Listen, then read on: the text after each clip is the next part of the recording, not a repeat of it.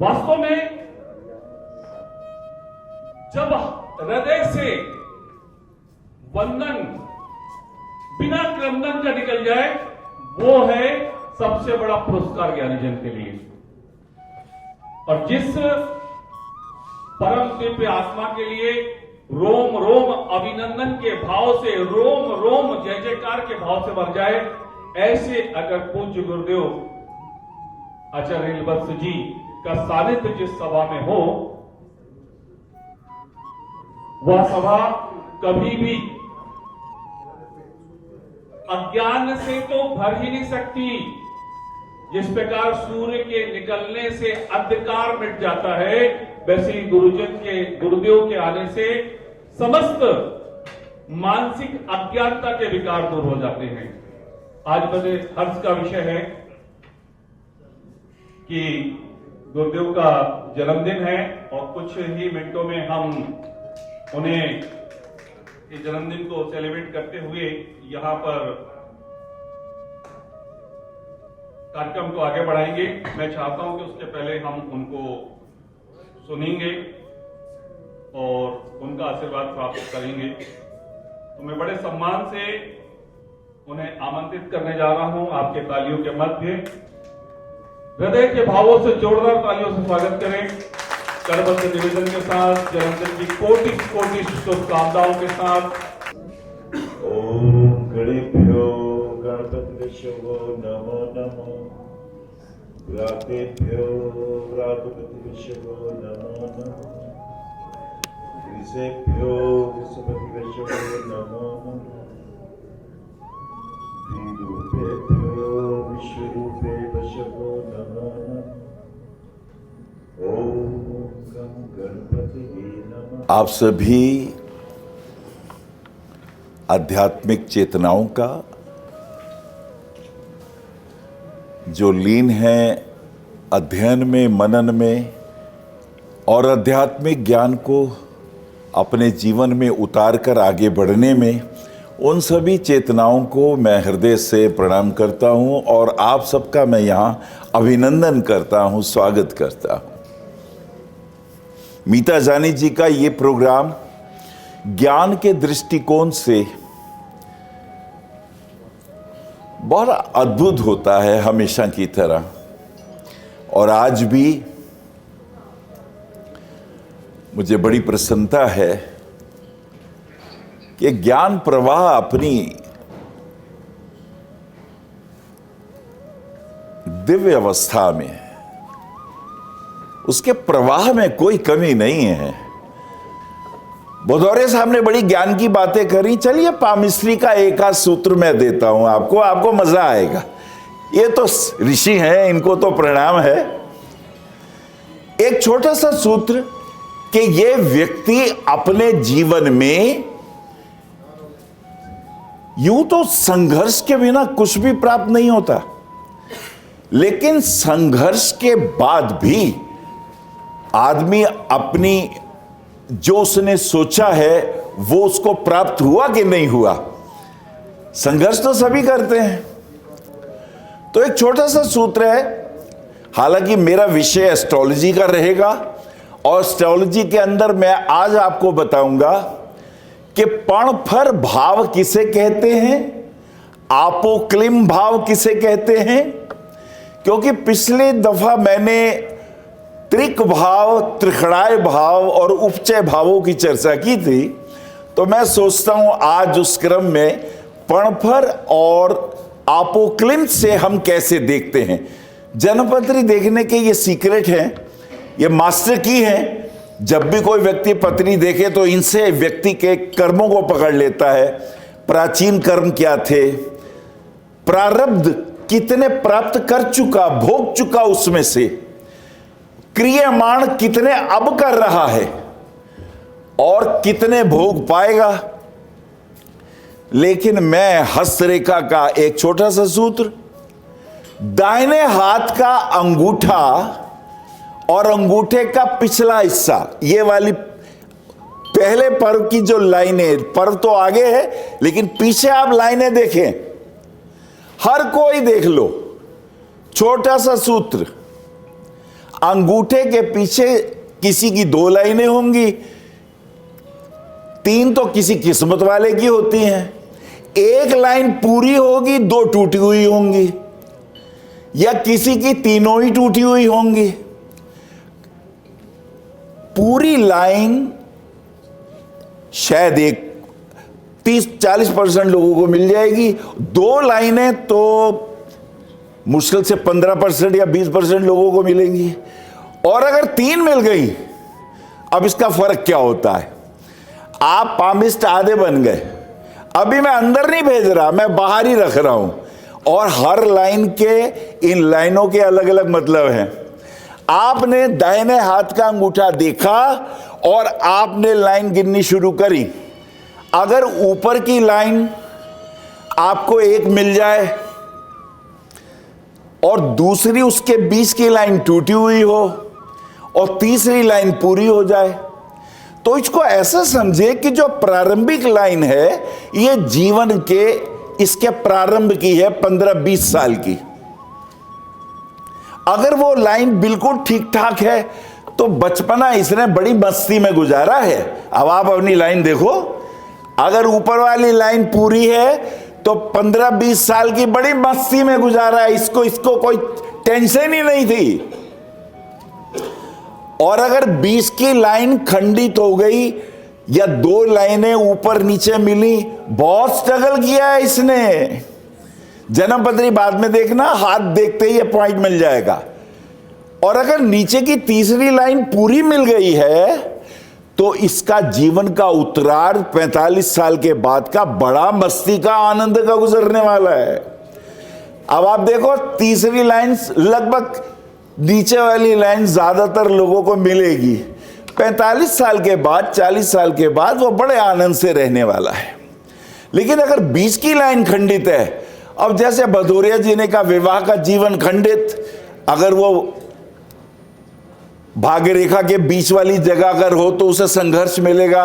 20 की लाइन अगर खंडित है तो विवाह के काल की अवस्था संघर्ष में इसकी रहने वाली है। तो ये एक पामिस्ट्री के माध्यम से आपको कहा, आप अपना हाथ देखो और आजमाओ, कहो, अभी कहो, हाथ के हाथ सरसों जमा लो। सिद्ध सूत्र है ये, अंगूठे के पीछे की, और तीनों लाइन सही है तो कह दे भाई तू तो मौज लेने के लिए पैदा हुआ है, मस्ती ले रहा है, आनंद से जीवन गुजार रहा है। भदौरिया जी बैठे हैं, ऋषि बैठे हैं मेरे सामने, और देखो मेरी जरूरत, मैं पामिस्ट्री के बारे में बोल रहा हूं। प्रभु जय हो, जय हो, जय हो। चलिए आज का विषय, जन्म पत्री को कैसे देखें। जन्म कुंडली जब सामने आती है तो आप कैसे देखें उसको, आपको कैसे पता चले। बड़े छोटे छोटे सूत्र हैं, उन सूत्रों को आप अप्लाई करिए, जन्म पत्री के सीक्रेट सामने आ जाएंगे। अब ये काफी वर्षों का अनुभव है, रिसर्च है जो आपके सामने मैं यहां, आप हैरान होंगे। त्रिक भाव तो आप जानते ही हैं जन्म पत्री के, 6ठा भाव, 8वां भाव और 12वां भाव, ये तो हम जानते हैं। और सारे राजयोग पराशर ऋषि ने विपरीत राजयोग इसी त्रिक भाव को दिए हैं, और ये सबसे ज्यादा संघर्षमय भाव है, सबसे ज्यादा संघर्षमय भाव है। 6ठा भाव जो है वो रोग का, आपको कौन कौन सी बीमारियां होंगी, 6th हाउस, कौन से रोग होंगे और शत्रु कैसे आएंगे आपके जीवन में। घर के भीतर भी शत्रु हैं, आस्तीन के सांप भी शत्रु हैं, बाहर से भी शत्रु आएंगे, ये कैसे देखते हैं। तो रोग, रिपु और ऋण, मोटे तौर पे कर्जे कौन कौन से चुकाने हैं आपने इस जन्म में, ये 6ठा भाव बड़ी गहराई से बताता है। और जो 8वां भाव है ये वो शत्रु है जिसको आप जानते हैं।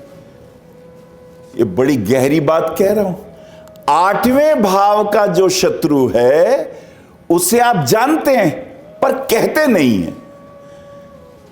यार वो कदी वो ना बोल जाए, बस ओदे को ही डारे, वो ही है एक जो मेरा नुकसान कर सकता है, बस वो ना कर जाए। शक की सुई उसी पे रहती है पर हम कहते नहीं हैं।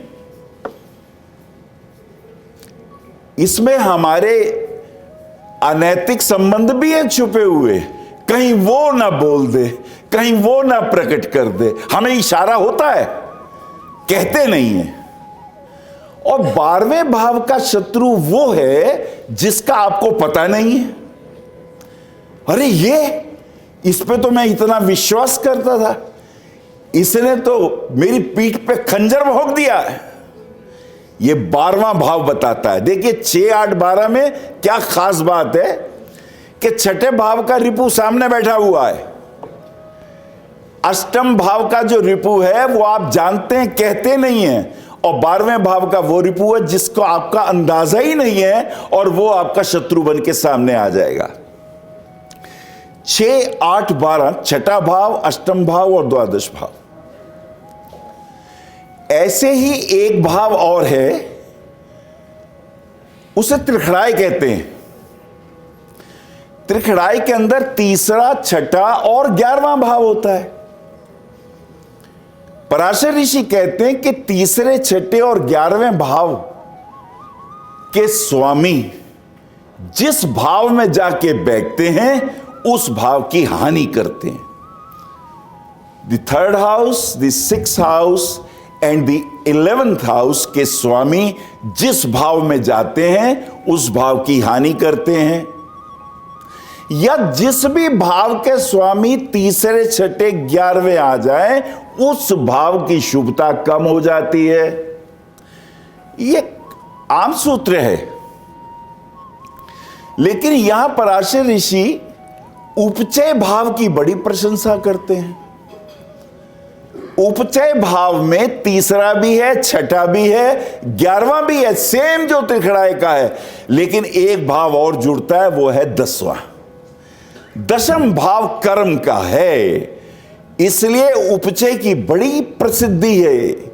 उपचय का अर्थ है शीघ्रता से प्राप्त करना। अब कमाल यह है कि त्रिखड़ाई में भी तीसरा और छठा है और उपचय में भी तीसरा और छठा है। फर्क क्या हुआ कि उसमें कर्म का भाव 10वां जागृत हो गया है, इसलिए उपचय की बड़ी वैल्यू है। अब देखिए क्या से अंतर आता है दोनों में।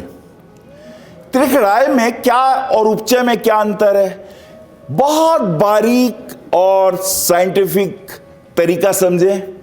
तीसरा भाव होता है इच्छाओं का। किताबों में आप पढ़ते हैं साहस का, हिम्मत का, पर तीसरा भाव डिजायर का है, इच्छाओं का है। आदमी सोचता है ना, मैं डॉक्टर बनूंगा, मैं वकील बनूंगा, मैं एक दिन बिजनेसमैन बनूंगा, यह सोचते हैं तीसरे भाव से। लेकिन संकल्प जो है वो छठा भाव देता है। छठे भाव में आप संकल्पित हो जाते हैं कि नहीं, मुझे ये करना ही है, ये मेरी लाइफ का खास मकसद है। तो तीसरे से इच्छाएं, छठे से संकल्प और 11वें से इच्छा पूर्ति। लेकिन ये इच्छा पूर्ति तब होगी यदि 10वां भाव, कर्म करने का भाव एक्टिवेट हो गया। तो तीसरे से डिजायर और छठे से संकल्प। छठा भाव कठिनाइयां देता है, एग्जामिनेशन का भाव है, वो तुम्हें टेस्ट करेगा, तुम्हारे सामने परिस्थितियां प्रतिकूल पैदा करेगा, वो बहुत तरीके से तुम्हें रोकेगा। वो चाहेगा कि तुम्हारे में कितनी क्षमता है, तीसरे भाव का कितना साहस है, करके दिखाओ, प्रूव इट। अब अगर कादिर ने कह दिया पाकिस्तान के अंदर कि हिम्मत है तो मेरी गुगली पे छक्का मार के दिखा, तेंदुलकर को कहा था उसने पाकिस्तान में। अब्दुल कादिर नाम का एक बहुत बड़ा लेग स्पिनर था और वो 16 साल का लड़का भी नया नया तो गया था वहां पे, उसने कहा और उस तेंदुलकर ने उसके एक ओवर में कम से कम 3 छक्के मारे, उसी ओवर में मारे। अब कहना और छठे भाव से संकल्प करना और 10वें भाव से एक्शन करके दिखा देना, इसको उपचय कहते हैं। उपचय की वैल्यू इसलिए ज्यादा है कि 10वें भाव में आप प्रूफ करते हैं कि मैं इस योग्य हूं। जब आप प्रूफ करते हैं तो 11वें भाव में प्रसिद्धि और तालियां आपको मिलती हैं। यह है उपचय। और त्रिखराय में कर्म नहीं है, 10वें भाव नहीं है। पर आज का मेरा विषय तो पणपर था ना। पणपर अब समझ में आएगा, जब ये 3 बताऊंगा तो पणपर समझ में आएगा। पणपर भाव वो होते हैं जन्मपत्री के जिसमें दूसरा भाव, 5वां भाव, 8वां भाव और 11वां भाव, ये 3 एक्टिवेट होते हैं। अब दूसरा भाव वो है जो आपके कुटुंब का है। दूसरा भाव वो है जो आपके द्वारा कुटुंब से प्राप्त सहायता, वित्तीय सहायता आपको मिलती है। दूसरा भाव वो है जो पारिवारिक सपोर्ट से मिलता है आपको, आपका है नहीं, आपको मिला।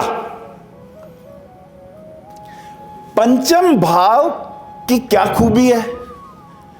देखिए, इसमें 2 चमत्कार हैं। 5वां और 11वां दोनों अर्थ से, यह अर्थ का बहुत कीमती भाव है। कितना रुपया कमाओगे, कितना रुपया बनाओगे, पणपर बताएगा। दूसरे भाव पारिवारिक वित्त जो तुम्हें प्राप्त होता है। पंचम भाव सूक्ष्म बुद्धि, आप अपनी बुद्धि से उसको कितना आगे बढ़ाते हो।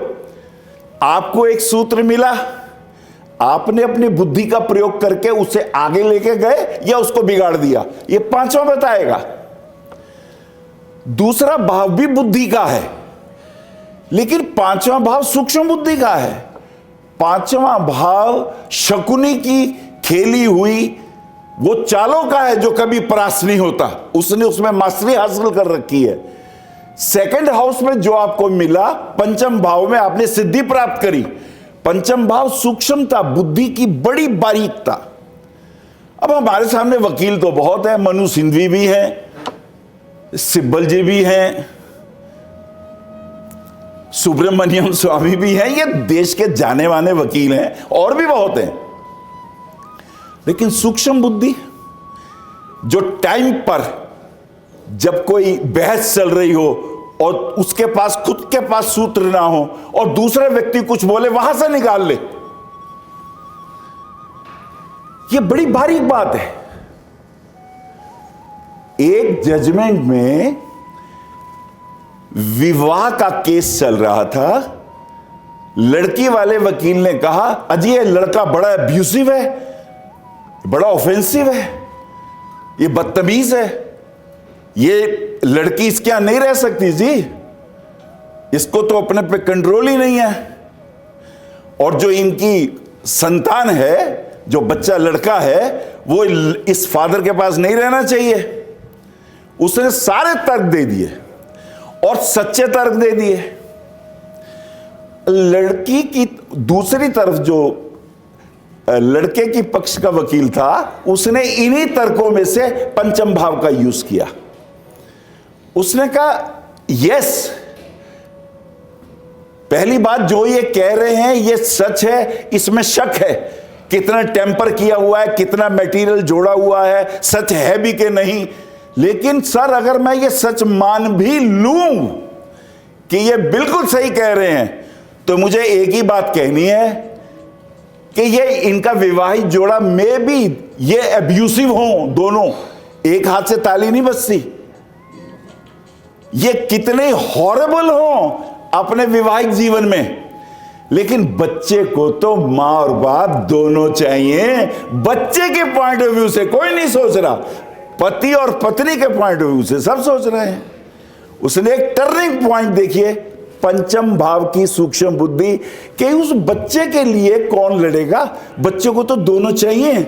और अगर ये दोनों अब्यूसिव हैं, हॉरिबल हैं, तो इन दोनों को सुधार करना है। बच्चे का क्या कसूर है? बच्चे को बाप कोई तीसरा आएगा क्या, या मां कोई तीसरी आएगी? इन्हीं को ही संभालना है। मेरा कहने का मतलब यह है कि पंचम भाव बहुत इंपॉर्टेंट होता है। आपकी पूरी जन्म पत्री में सूक्ष्म बुद्धि का भाव पंचम है।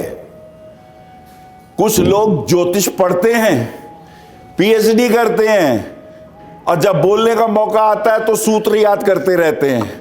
सूत्रों को कैसे व्याख्या की जाती है इसका बोध नहीं होता। यह पंचम भाव देगा।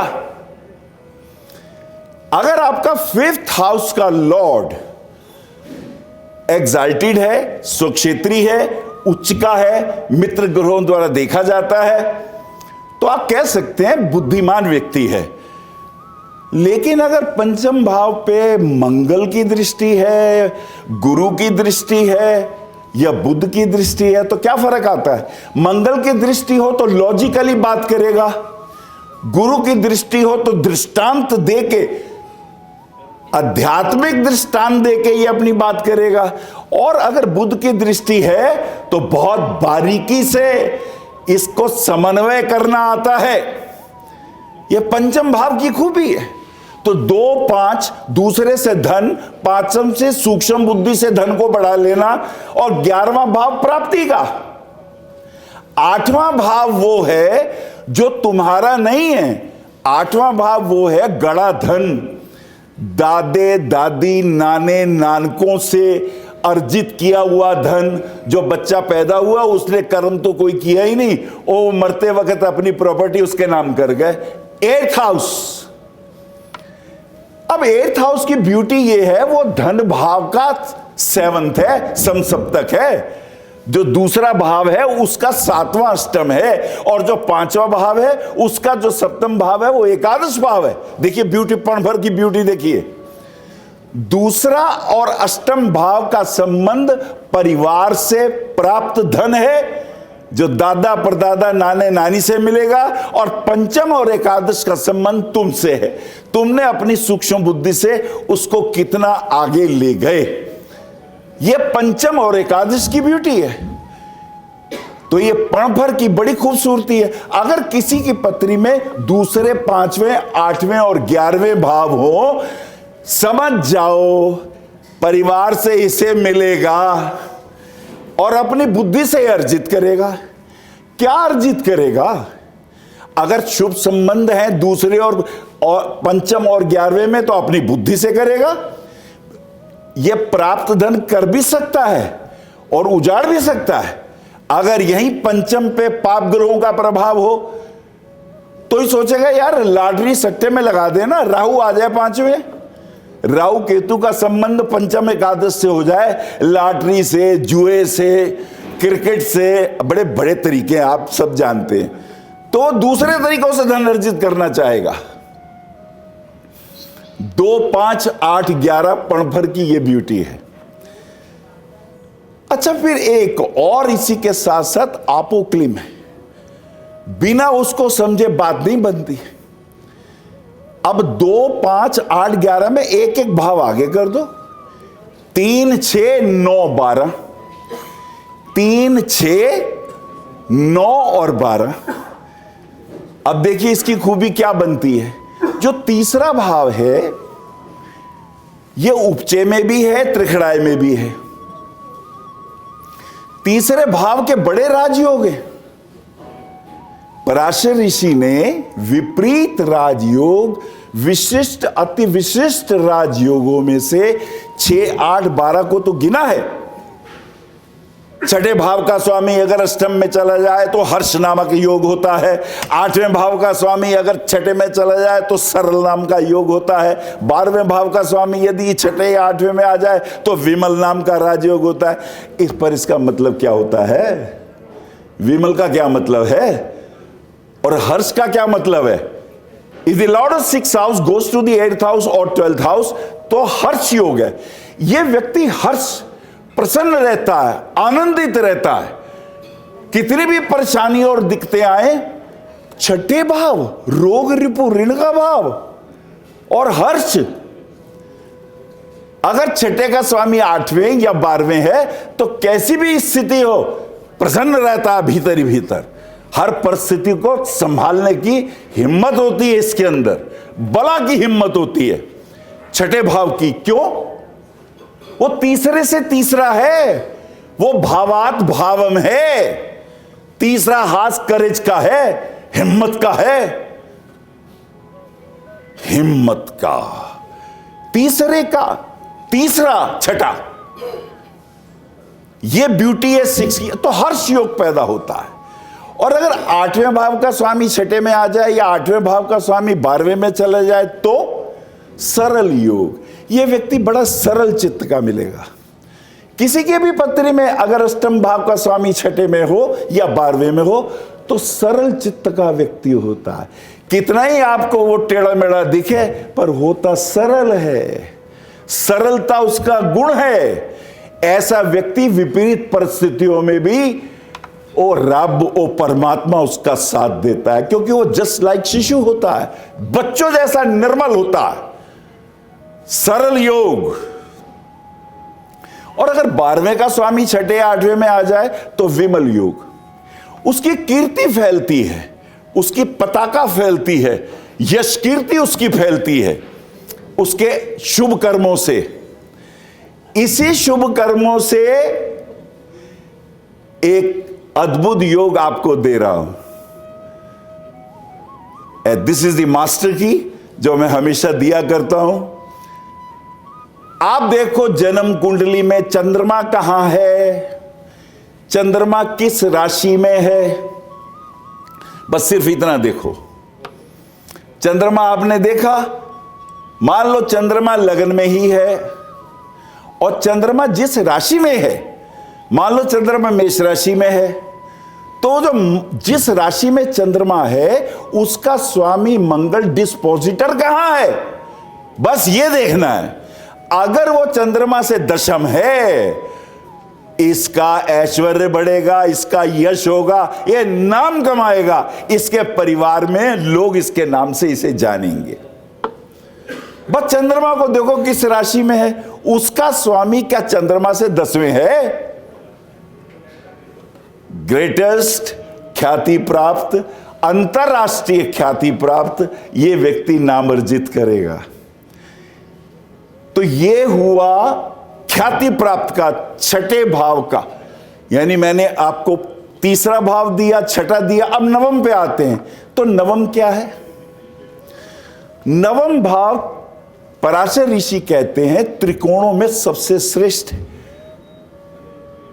जैसे लगन से श्रेष्ठ पांचवा, पांचवें से श्रेष्ठ नवा, तो पराशर ऋषि कहते हैं नवम भाव जो है ये भाग्य का भाव क्यों बना है? ये माता पिता का भाव है, ये गुरुओं का भाव है, ये गुरुओं से प्राप्त आशीर्वाद का भाव है। तो नवम भाव जो है वो त्रिकोण में श्रेष्ठ है। श्रेष्ठ क्यों है? क्योंकि नवम भाव में अगर कोई शुभ ग्रह बैठा है, किसको देखता है? तीसरे भाव को। ये तीसरे भाव को देखेगा, पराक्रम को, आपके साहस को, आपके संकल्पों को, आपकी डिजायर को ताकत देता है। ये नवम भाव का ग्रह तीसरे को देखता है। तो 3, 6 में संकल्प, 6 के अंदर मेरे जो लोग मुझे परेशान करेंगे, मेरे आगे एग्जाम डालेंगे, मेरे आगे क्वेश्चन पैदा करेंगे, मुझे रोकेंगे, कदम कदम पर मुझे जुझारूपन दिखाना होगा, लड़ना होगा, संघर्ष करना होगा। अब कृष्ण भी अगर पैदा हो रहे हैं तो उसका मामक रोज नए नए सारे असुर भेज दिए। तो 6 हाउस को जो जीतता है नवम उसका हो जाता है। 3, 6, 9 ये बना नवम भाव जो भाग्य का विधाता होता है। नवम भाव देव कृपाओं का, नवम भाव गुरु कृपाओं का। तभी वो कह सकते हैं, तभी वो कहते हैं सर्वधर्मान परित्यज्य माम एकम शरणम व्रज अहम त्वं सर्व पापेभ्यो मोक्षयिष्यामि मा शुचः। हे अर्जुन, तू सब को छोड़ मेरी शरण में आ। बड़ी ऊंची बात है, मेरी शरण में आ। हमें तो लगता है ये तो अहंकार हो गया यार, अब मेरी शरण में आने को कह रहा है। वो कह रहे हैं मेरी शरण में आ, मैं तेरे समस्त अनंत जन्मों के पापों को नष्ट कर दूंगा। इतनी बड़ी सामर्थ कह सके। पश्चिम में भी हुए हैं बड़े गुरुदेव, डर डर के कहते ने मैं जी होना था ना मैं बस उन्हें तो हैगा पैगंबर हैगा, मैं उन्हें दा पैगाम ले आया। अपने को इतनी ऊंचाइयों पे कहने की हिम्मत नहीं होती। एक कहते मैं तो उनका पुत्र हूं, वो मेरे पिता है, मैं उनका पुत्र हूं। ये कहते हैं कि मैं ही परमात्मा हूं। इतनी बड़ी बात कैसे कह दी? हमें तो लगता है बहुत बड़ा अहंकार बोल रहा है, लेकिन ये निरअहंकारी व्यक्ति ही कह सकता है। ये निरअहंकारी व्यक्ति ही कह सकता है। उनके जीवन के जितने चरित्र हैं उसमें आगे आते ही नहीं। उनसे कहा युद्ध करना है, कौरव और पांडवों का युद्ध है, आप पांडवों की तरफ से लड़ोगे? बोले नहीं, मैं किसी की तरफ से नहीं लड़ूंगा, मैं लड़ूंगा नहीं। ये मेरी सेना ले जाओ, आधी अक्षौणी, 18 अक्षौणी में से आधी तुम ले जाओ, आधी तुम ले जाओ, लेकिन सुनो मैं नहीं लड़ूंगा, मैं युद्ध में अस्त्र नहीं उठाऊंगा, मैं युद्ध में भाग ही नहीं लूंगा। ये बड़ी हैरानी की बात है। जब जरूरत है तुम्हारी, तुम कह रहे हो मैं युद्ध नहीं करूंगा, पर अर्जुन के साथ खड़े हैं। पर जब जब अर्जुन को जरूरत पड़ती है उसको बचा रहे हैं। भीष्म के बाणों से भी बचा रहे हैं, द्रोणाचार्य से भी बचा रहे हैं, कर्ण के भी बाणों से बचा रहे हैं, रक्षा भक्त की पूरी कर रहे हैं। कह रहे नहीं नहीं मैं नहीं लड़ूंगा। और बड़े हिम्मती हैं, जरासंध से लड़ते हैं, बीच में छोड़ के भाग जाते हैं। लोग कहते हैं ओए भज गया है ते रणछोड़ दास, ऐसे पीठ दिखा के भाग गया। इनको कोई फर्क नहीं पड़ता। इनके लिए लाइफ में एक ही चीज है, धर्म की स्थापना होनी चाहिए। मेरे का मूल्य नहीं है, धर्म का मूल्य है। बड़ी विपरीत स्थितियां हैं। नवम भाव जो है ये आपके उन कर्मों का है जो पिछले जन्म में कर आए हो। तभी तो 10वां भाव इस जन्म के कर्मों का है। 10वां भाव तो इस जन्म के कर्म है जो तुम्हें करने हैं, उससे पिछला है। और जो पिछला जड़ा है इस जन्म में तो अभी आपने करने हैं, और जो पिछले कर्म जो तुम्हें प्राप्त हुए हैं नवम भाव है। और जिसने नवम भाव को समझ लिया, 12वां भाव मोक्ष उसी का होता है। दरअसल आपो क्लिम में क्या फर्क है?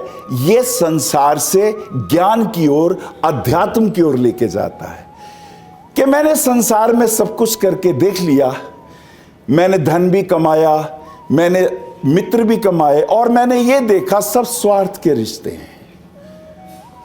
मैंने सब देखा ये सब अपने अपने स्वार्थों से बंधे हुए हैं।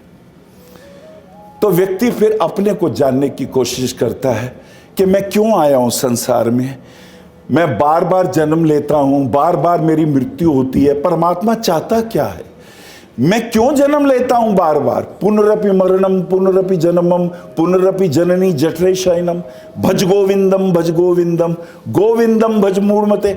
बार बार मेरा जन्म होता है, बार बार मुझे नाम मिलते हैं। हो सकता है पिछले जन्मों में अगर आपको ले जाया जाए, आपकी कहीं फोटो टंगी हो, उस पर लिखा हो लाला सरदारी लाल, और लोग की श्राद्ध कर रहे हो, अजय भी रोटी शोटी खुआ रहे हो, उन्होंने ना तो पंडिता नू, आप कहेंगे हैं ऐसे मैं ही है, और मेरी पिछले जन्मों की बीवी ये और ये बच्चे, और पिछले जन्मों में ले जाए, अब घबरा जाओगे। इतने अवतरण आपके, इतने नाम आपके, पर फिर बार बार आपको क्यों भेजा जा रहा है? एक ही मनोरथ है, आप होश पूर्वक जीने की कला सीखो। आप संसार के रिश्तों में बंध के इतने ज्यादा परेशान ना हो जाओ। छठा 8वां भाव आपको यह बताता है संसार के रिश्तों में रोग भी आएंगे, शत्रु भी आएंगे, कर्जे भी आएंगे, इनमें उलझ के ही ना मर जाना। 12वें भाव की उपलब्धि करनी है तुम्हें। सेकंड भाव से विद्या लेनी है, तीसरे भाव से साहस करना है, चौथे भाव से सुख के साधन भी लेने हैं, पंचम भाव से संतान और बुद्धि भी प्राप्त करनी है, छठे भाव से रोग रिपु ऋण को भी जीतना है, सातवें भाव से गृहस्थी को भी निभाना है, और अष्टम भाव से अप्राप्त की प्राप्ति भी करनी है, नवम भाव से धर्म गुरु ज्ञान तीर्थ इन सब में जाकर के आत्ममंथन भी करना है, दशम भाव से कर्म भी करना है, और कर्म करते वक्त कृष्ण का वो सूत्र याद रखना है, एक होता कर्म, एक होता अकर्म, एक होता विकर्म।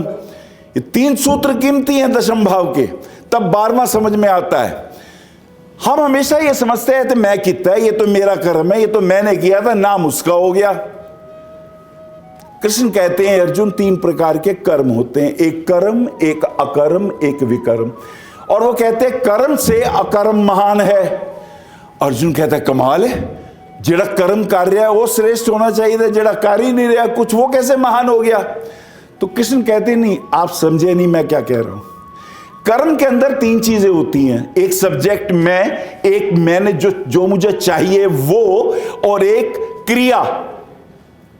3 चीजें होती हैं, एक सब्जेक्ट होता है, एक ऑब्जेक्ट होता है, एक एक्शन प्लान होता है। ये तीनों जरूरी हैं। कृष्ण कहते हैं जो तीनों के पीछे भागता है वो हारा ही हुआ है। मान लो आप कहते हैं जी मैं मैराथन दौड़ रहा हूं, मैं तो फर्स्ट आऊंगा इसलिए दौड़ रहा हूं, और कोई जोशी आके कहते गाल सुन तो फर्स्ट नहीं आएगा, तू थर्ड आएगा, और कहते रहन दे यार फिर की काम कर रहा, तू बिजनेस करने लगो, पंडित जी देखो मैं कपड़े का काम कर रहा, और नहीं तेरा बेड़ा गर्क हो जाना, तेरे पैसे मारे जाने, और छाड़े यार। अगर भविष्य पता चल जाए तो कर्म ना कर पाओगे। कृष्ण अब यहां क्या कहते हैं कि कर्म से अकर्म महान है। अकर्म क्यों महान है? वो कहते हैं ये कर्म करता है, इसका सब्जेक्ट भी है, ये कहता है मैं कर्म करूंगा जीतू या हारू, रब है तेरे ते छड़िया। कृष्ण कहते हैं उस कर्मी से अकर्मी महान है, इसने कर्म फल का त्याग कर दिया। ये कहता है जो मिलेगा चोली फैला लांगा जी, जो मिल जाएगा रब दा नाम लेके सी ला वाहे गुरु कहांगे, साढ़े पल्ले जो आएगा असी मान लांगे। इसका जोर कर्म पर है, इसका जोर एक्शन पे है, कर्म फल छोड़ दिया है। कृष्ण कहते हैं उस कर्मी से अकर्मी महान है, और फिर कहते ने अकर्मी से विकर्मी महान है। बोले विकर्मी क्या होता है जी? बोले विकर्मी में एक चीज और बढ़ जाती है। बोले वो क्या? बोले कर्मी में होता है मैं, ईगो, मेरा उद्देश्य और मेरी क्रिया, और अकर्मी में भी मैं होता है और पूरी मेहनत होती है पर कर्म फल का त्याग है। पर विकर्मी में मैं का भी त्याग है। वो कहता प्रभु जी तुसी आप पे ही दौड़ोगे, मैं है ही नहीं, परमात्मा ही है सब कुछ। जिसकी ईगोलेस वर्क है, जिसने अपना कर्म करना है, ये मेरे कर्तव्य हैं, ये करना है, और मैं को हटा देना है, और कर्म फल तुम पहले ही छोड़ चुके हो। कृष्ण कहते हैं इसे कोई नहीं हरा सकता, ऐ जीते ही हुए है, इसे हराया नहीं जा सकता, क्योंकि इसने ईगोलेस होके काम किया है, इसने सब कुछ परमात्मा पे छोड़ दिया।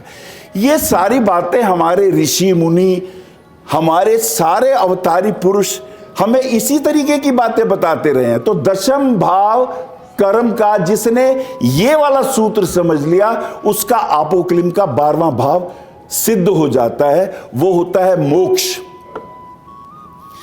अब देखिए इसमें मोक्ष त्रिकोण के 3 भाव हैं, चतुर्थ, अष्टम और द्वादश। चौथा भाव तुम्हारा सुखों का, तुम्हें जो जो सुख चाहिए वो चतुर्थ भाव, इच्छाओं का, मन की इच्छाओं का। तो चतुर्थ भाव में इच्छाओं का त्याग करो, कर्म पूरे करने हैं। इच्छाओं का जब त्याग होता है तो अष्टम भाव ध्यान में, भक्ति में, गहराई में, विवेचन में चला जाता है, और एक ही चीज रहती है मैं कौन हूं, मेरा उद्देश्य क्या आने का। वो बस अपने को जानने में पीछे लगता है।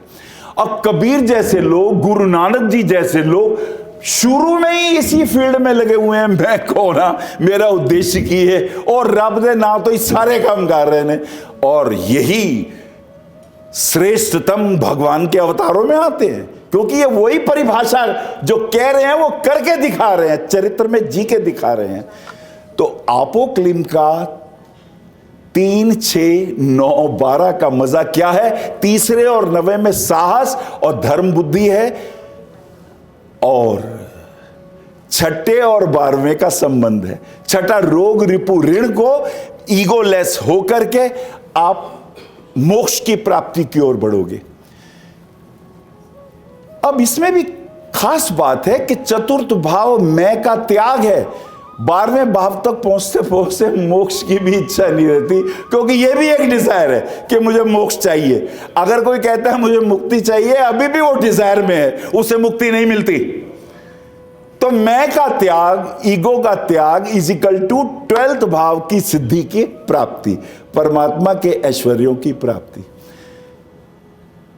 ये पणफर भाव, आपोक्लिम भाव, त्रिक भाव, उपचय भावों से हमें ऋषि पराशर अध्यात्म की ही शिक्षा दे रहे हैं। अच्छा, हम बड़ी गलती में आ गए हैं। तेरा भाग्य बताएंगे, ला मेरी फीस ला। अरे नहीं भाई, ज्योतिष का मतलब अपने को जानने से है, ज्योतिष का मतलब दूसरों को जनाने से मतलब है, ज्योतिष का मतलब तुम्हारे भीतर इस मृणमय शरीर में जो चिन्मय है उसको जानना है। ये देह तो बार बार गिरती हैं, लेकिन जो नहीं गिरता परमात्मा का स्वरूप आत्मा, उसको जानना है। बिना उसको जाने विदा नहीं होना है, ये मतलब है ज्योतिष का। पराशर ऋषि ने इस तरीके से तुमको ही, तुम्हारी ही व्याख्या करी है, 12 भावों से तुम्हारा ही वर्गीकरण किया है और अंत में तुम्हें मोक्ष की ओर ले जाने की इच्छाएं व्यक्त की है। ज्योतिष के इन सूत्रों को मैंने सहजता से आपके सामने कहा। मुझे लगता है अगर आपको अच्छा लगा हो, पसंद किया हो, तो मेरा ये बोलना सार्थक होगा। मेरी बातों को बड़े प्रेम से सुना, मैं बहुत बहुत आभारी हूं और आपको धन्यवाद देता हूं। मेरे नमन स्वीकार करें। आप आचार्य श्री अनिल वत्स जी के आध्यात्मिक प्रवचन, ध्यान व ज्योतिष संबंधी मासिक राशिफल फेसबुक, यूट्यूब, www.astroanilvats.com पर भी देख सकते हैं। For appointment, भविष्य कथन, Monday to Saturday, 11 a.m. to 6 p.m. BE 279, Street number 6, Harinagar, New Delhi 110064. Phone number 98917 39999 98181 89993 981 088 7002 886 000 6030. Website www.bhavishyakathan.com. Acharya Anil Vats @gmail.com.